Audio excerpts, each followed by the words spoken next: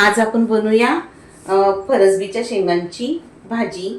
तर त्याच्यासाठी इथे मी एक पाव 250 ग्रॅम इतक्या फरसबीच्या शेंगा घेतलेत, 2 बटाटे घेतलेत मीडियम साईजचे आणि एक टोमॅटो घेतलाय।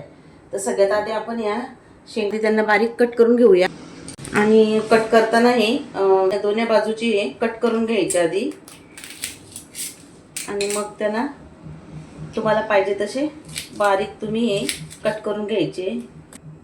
आणि फरसबी तर आपण पुलाव वगैरेसाठी तर वापरतोच, पण आज तिची छान अशी भाजी पण बनवूया आणि ही भाजी पण चवीला खूप छान लागते।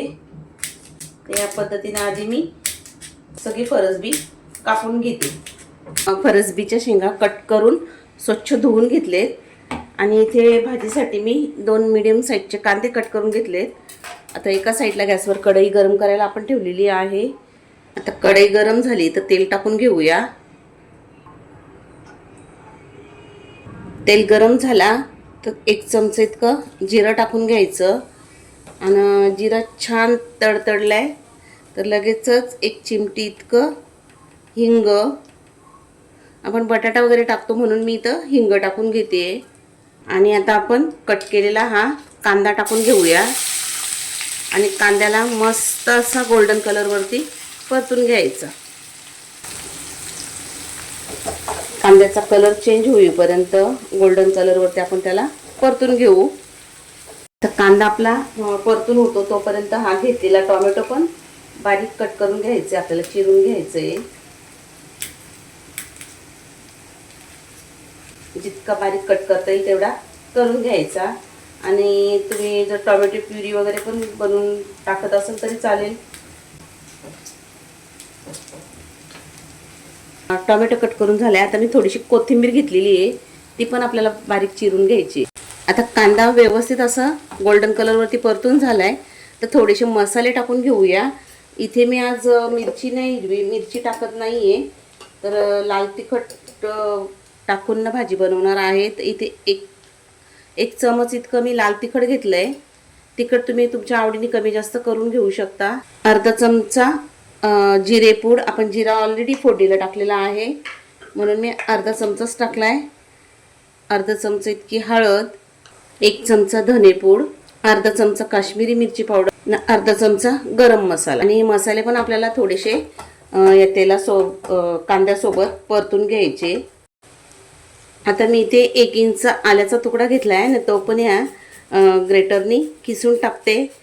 मी लसूण नाही टाकत, फक्त आलंच टाकायला घेतलंय। तुमच्याकडं आल्याची पेस्ट असेल तर ते तुम्ही टाकू शकता आणि या मसाल्यासोबतच आपल्याला ते परतून घ्यायचे। आता मसाला जळू नये म्हणून आपण हा कट केलेला टोमॅटो आणि कोथिंबीर पूर्ण सगळी अशी टाकून घ्यायची आणि याला परतून घ्यायचं। छान मसाल्यांचा सुगंध येतोय आणि टोमॅटो आपल्याला छान असे मऊ होईपर्यंत शिजून घ्यायचे, तेल सुटेपर्यंत। तर मी थोडंसं पाणी टाकून घेते म्हणजे मसाला आणि मसाले जळू नये आणि टोमॅटो पण शिजला जाईल। थोडंसंच पाणी टाकून घ्यायचं, झाकण ठेवून 5 मिनिटं आपण शिजून घेऊ। आता टोमॅटो आपला शिजतो तोपर्यंत आपण घेतलेला हा बटाटा कट करून घेऊया आणि बटाटा पण आपल्याला एकदम बारीक कट करायचा आहे। फरसबी सोबत तो शिजला पाहिजे।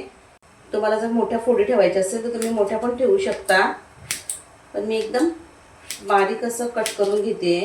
म्हणजे आणि जे कोणी बटाटा खात नाही ते निवडून बटाटा साईडला काढतात, अशा बारीक फोडी केल्या तर ते भाजीमध्ये सगळं मिक्स होऊन जातो। आता या बटाट्याला पाण्यामध्ये ठेवूया। कधीही बटाटा कट केला का लगेच पाण्यामध्ये ठेवायचा, नाहीतर तो काळा पडतो। इथं 5 मिनिटं झालीत, आपण झाकण काढून बघूया आणि छान टोमॅटो लय मऊ झालाय, साईडला तेल पण सुटलंय, तुम्ही पाहू शकता। आता आपण इथे धुवून ठेवलेली ही फरसबी टाकून घेऊ आणि बटाटा तोही लगेचच आपल्याला टाकून घ्यायचं आहे। चवीपुरतं मीठ, आपण मीठ आधी मसाल्यामध्ये टाकला नव्हता कारण आपली भाजी किती त्याच्या अंदाजाने आपण मीठ टाकत असतो आणि जर मसाला बघून आपण मीठ टाकला आणि भाजी जर कमी झाली तर मग ती खारट होऊ शकते. म्हणून भाजी टाकल्यानंतरच मीठ टाकून घ्यायचं आणि सगळं व्यवस्थित आपल्याला असं मिक्स करून घेऊया.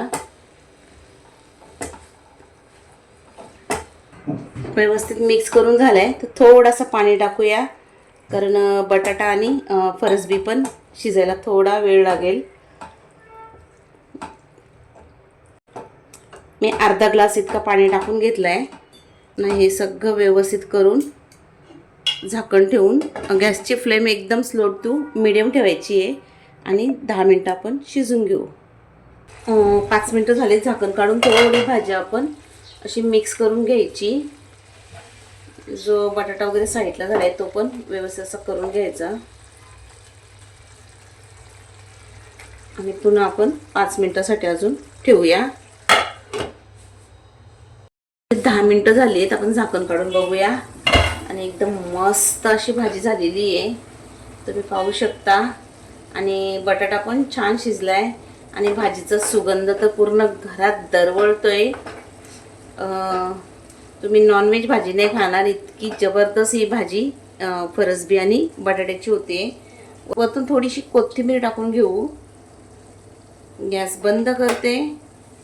नाही ते तयार आहे आपली फरसबी बटाट्याची भाजी. तर ही भाजी तुम्ही चपाती भाकरी सोबत, भातासोबत, पुरीसोबत कशासोबतही खाऊ शकता. तर साध्या आणि सोप्या पद्धतीने बनवलेली ही फरसबी आणि बटाट्याची भाजी तुम्हाला आवडली असेल मी आशा करते. अशा सोप्या आणि नवीन नवीन रेसिपी पाहण्यासाठी माझ्या चॅनलला सबस्क्राईब करा, बाजूला असलेल्या बेलचा बटन दाबा आणि आवडली तर लाईक करा, तुमच्या मित्रपरिवारांमध्ये शेअर करा. छान अशी भाजी झालेली आहे, पाहू शकता तुम्ही, एकदम मस्त. तर चला पुन्हा भेटूया अशाच एखाद्या जबरदस्त आणि मस्त रेसिपी सोबत. तोपर्यंत मस्त खा आणि मस्त रहा.